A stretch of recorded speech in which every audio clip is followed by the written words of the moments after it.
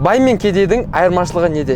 Неге бір адам қиындықта квартирадан квартираға, қарыздан қарызға жүру керек, а екінші адам личный самолетпен керемет армандағы өмір сүру керек? Бұның жауабы өте оңай. Ол жай ғана адамның миындағы белгілі бір убеждениялардың болуы. Біз қазір осы видеода 7 убеждение бойынша айтамыз. Бұл 7 убеждение барлық кедей адамдардың миында бар. Егер де сізде де болса, осы убежденияларды миыңыздан алып тастап, өзгертіңіздер. Және де ақшаларыңызға бұл тікелей әсер етеді. Менің есімім Еркебұлан Болатов. Абройвоч компаниясының есімін, компаниямның оценкасы $1 миллион құрайды.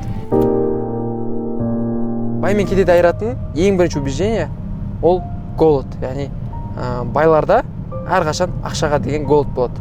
Ал кедей адамдарда голод болмайды. Енді көп адам айтуы мүмкін да, қалай ол? Наоборот қой, кедей адамдарға ақша қаттырақ керек қой деп айтады да.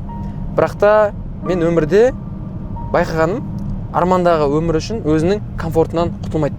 Мысалы қарайық, мен бизнесті бастадым, менде әрқашан кедей отбасынан шықсам да, әрқашан ақшаға деген аштық сезім болды да. Мен айттым, мен квартирадан квартираға жүргім келмейді. Мен 25 жасқа дейін, үйленетін кезге дейін мен машинасыз, ешқандай дүниесіз жүргім келмейді.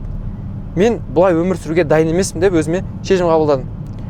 Менде голод болды да. Мен күнде таңертең тренировкаға баратынмын, кітапты айына 4 кітап оқитынмын. Яғни мен дамый бердім да.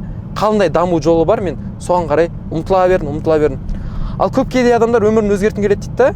Бірақ таңертең кешке дейін зарплатаға жұмыс істеп жүре береді. Кітап оқығысы келмейді, ерінеді кітап оқуға.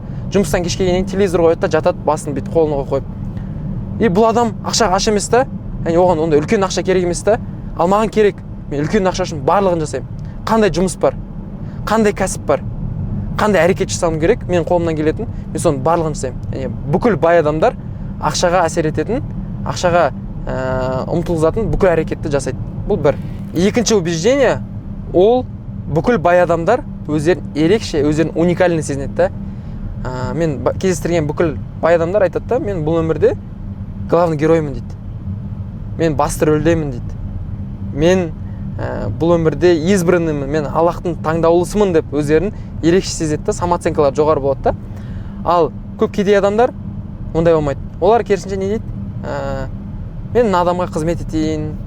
Ол менің уровенім емес қой. Оның тек қана байлар ғана өздеріне позволить ете алады. Мен сияқты адамға бұл мүмкін емес қой деп өздерін шектейді да. Яғни өздерін бұл өмірде главный герой ретінде санамайды. Осы сәт бай мен кедейде өте қатты байқалады. Мен егер сіздерге айтатын болсам, әрқашан өздеріңіз уникальныймын, мен ерекшемін, мен мықтымын, мен бұл өмірге белгілі бір миссиямен келдім деген сияқты өздеріңізге самооценкаларыңызды көтеріп, әрқашан айтып жүріңіздер өздеріңізге. Сол кезде сіздерде міндетті түрде жетістік болады. Үшінші кедей адамдарда бар убеждение ол барлығын өзім жасаймын деп айтады. Бүкіл жұмысты. Мысалға, ол бір бизнес ашса, өзім сатам, өзім маркетингмен алсам, өзім видеосын түсірем, өзім доставкасын жасам, яғни өзім басқа ешкіммен бөліскісі келмейді. Ал бай адамдар әрқашан партнер болуға ұмтылады. Әрқашан біреумен серіктес болып жұмыс жасауға ұмтылады. Мысалы алып қарайтын болсақ, тіпті Apple компаниясын алсақ, олар iPhone шығарады. iPhone-ның дизайны, разработкасымен айналысады, маркетингімен айналысады, пиармен айналысады. Бірақ та олар iPhone-ның производствосын басқа компанияларға, басқа заводтарға делегировать етеді. Ол Тайваньдағы, ол Малайзиядағы, ол Китайдағы компанияларға өздерінің iPhone-ның өндірісін оларға тапсырады. Бүкіл әлемдік мықты деңгейдегі компаниялар басқа компаниялармен партнер болып солай қаттырақ өседі. Мен де өсірген осы сәт, яғни мен әрқашан белгілі бір іс жасаған кезде басқа адамдарға тапсырам және партнер боламын. Соның арқасында менде результат тез болады. Төртінші убеждение ол көп кедей адамдар менде бар ақша, бұл соңғы ақша деп қабылдайды да. Менде бір история болатын. Бизнесті енді бастап жатқан кезде бір танысым мықты продаж жасап жатады да, мен айтамын ғой. Брат, сен қалай мықты продаж жасап жатсың? Не десе керек деймін ғой. Айтады, мен таргетке көп ақша құрып жатырмын дейді. Мен айтамын ғой, білем брат, мендегі 30 мың теңге бар. Мен бұны таргетке құрып тастайтын болсам, менде продажа болмай қалатын болса, мен ақшасыз қаламын деймін да. Мен тупо сөйтіп 2 апта бойы таргет жібермей жүргем ғой. Сөйтеді ол маған мықты зат айтады танысым. Айтады ғой, Еркебұлан дейді да, сен өзіңде бар ақшаға соңғы ақша ретінде қарамасай дейді да. Аллах тағала сенсей, ол саған ақша жібереді ғой. Сен продажа болатынына сен таргетің атып кететініне сен бұл ақшаны қазір реклама құртпасаң, бәрі тамаққа, жолыңа, жана көрінбейтін дүниелерге құрттайсың. И сен по-любому ол ақша саған тағы да ақша үстіне әкелмейді да, сен тамаққа, жана жолыңа құртта саған.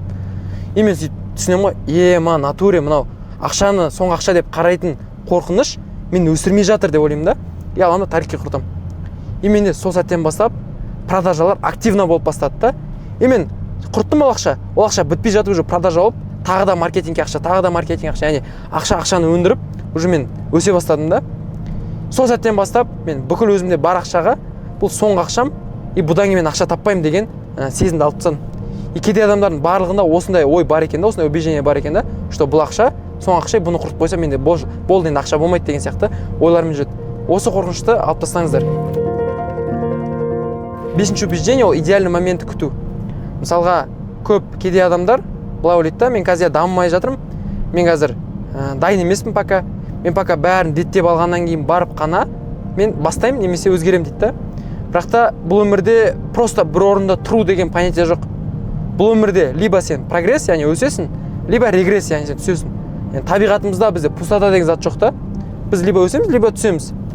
Сол сияқты көп кейде адамдар ойлайды, мысалы, мен қазір кешке жақын көріп, YouTube қосып, рухфайтинг көрсем, мен кешке жақын көріп, TikTok көрсем, яғни адамды деградировать ететін видеоларды көрсем, мен жай ғана бір орында тұрмын, маған ешқалай әсер етіп жатқан жоқ деп ойлауым мүмкін. Ал шындыққа келетін болсақ, ол әрбір деградировать ететін адамды түсіретін видеоларды көрген сайын адам, ол кедейлене береді. Ол адамның мышлениясы төмен қарай түсе береді да. Сол үшін де мынандай бір мықты убеждение бар, что бұл өмірде пустота жоқ. Бұл өмірде либо сен өсесің, либо сен бір орында тұрмайсың, сен либо түсесің, болды. Тек қана осы екі вариант қана бар. Алтыншы убеждение, ол кедей адамдардың барлығы ойлайды, мен бай болу үшін ақшаны жинауым керек деп ойлайды. Бірақ та мен өмірімде бір бай адамды көрмеппін, ақшаны жинап байыған. Мен көргенмін, бай адамдар тек қана ақша көп табу арқылы ғана байиды. Ал жинау арқылы тек қана кедейлер айналысады. Яғни экономить етіп өмір сүру, ол мен ойымша кедейлердің миында тұрған өте бекітілген мықты убеждениялардың бірі. Сол үшін де мен всегда айтамын да, таныстарыма болсын. Брат, сен ақшаны жинап, ай сайын 100 000 теңгені жинайтын болсаң, сен бір жылда 1 200 000 теңге жинайсың. И то сен 100 000 теңге жинай алсаң. Ал сен егер де сол 100 000 теңге жинаймын дегенге фокусыңды құртпай, керісінше сен көп ақша табам, керісінше мен өзімді дамытам деп, өзіңнің дамуыңа фокус құртсаң, сол жаңа 100 000 теңгені сен жинап қоймай, керісінше сол 100 000 теңгені сен обучениеға құртып, 100 000 теңгені сен жинап мүмкін путешествияға құртып, яғни сен өзіңе инвестировать ететін болсаң сол ақшаны, сен міндетті түрде көп ақша табасың. Яғни кедей адамдардың барлығы тапқан ақшасына инвестиция ретінде қарамайды, керісінше экономить етіп өмір сүрсем, мен болашақта мықты өмір сүремін деп ойлайды. Бұл өте қате және де өте кең тараған убеждениялардың бірі. Жетінші кедейлерде бар убеждение, ол бір зат қолынан шықпай жатса, бұл менікі емес деп тастап кетуі. Мысалы, кез келген жетістікке жеткен адамнан сұрайтын болсаң, сен жетістікке жеткен ең мықты не нәрсе десең, ол айтады, тұрақты әрекет жасауда дейді да. Мысалға, Мистер Бист, YouTube ең мықты ютуберді алатын болсақ, көп сөйлейді ол, гений, ол мықты, идеясы мықты, ол ерекше адам деп. Бірақ оның ерекшелігі ештеңесі жоқ. Ол не істеді? Ол мықты ататын ролик түсіргенге дейін 100, даже 200 видео түсірді да, атпайтын. Түсіре берді, бірақ ол сынбады. Ол сүйіктісімен айналысты да, ол сынбады. Ол түсіре берді, и 100 видео сатпады, 101, 102, ақырындап атып бастайды да. Сол сияқты бизнеста да, сен кәсіп бастайсың, мүмкін бірінші кәсібің жүрмеуі мүмкін, қадалуы мүмкінсің. Мүмкін сен бір дамимын деп бастайсың да, бірінші күні әрекет жасайсың, сенің қолынан шықпайды. Мысалы, YouTube түсірем деп ойлайсың. YouTube түсіріп бастайсың, видеоң атпайды, сен тастап кетесің. Яғни кедей адамдардың барлығы сынып қала береді, тастап кете береді дейін, бүйтіп өздерін ақтайды. Бұл менікі емес екен, бұл менің қолымнан келмейді екен деп айтады да. Бірақ та қолынан келмеу және менікі емес деген понятие бұл өмірде жоқ та. Бір затты тұрақты, постоянно жасайтын болсаң, сен міндетті түрде жетістікке жетесің. Кедейлерде осындай қасиет жоқ. Жалпы осы 7 убежденияларды жазып алсаңыздар, қай убеждение сіздерде болды, соны міндетті түрде өзгертсеңіздер, сіздерде нәтиже болады. Видео пайдалы болды деген ойдамын. Бүкіл алған информациялар өмірлеріңізде қолданыңыздар, және де пайдалы болса каналға тіркеліп кетіңіздер.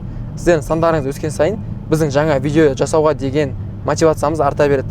Комментарийға өздеріңіздің ойларыңызды, жалпы видеодан алған әсерлеріңізді жазыңыздар. Мен міндетті түрде оқимын. Және де келесі видеода кездескенше.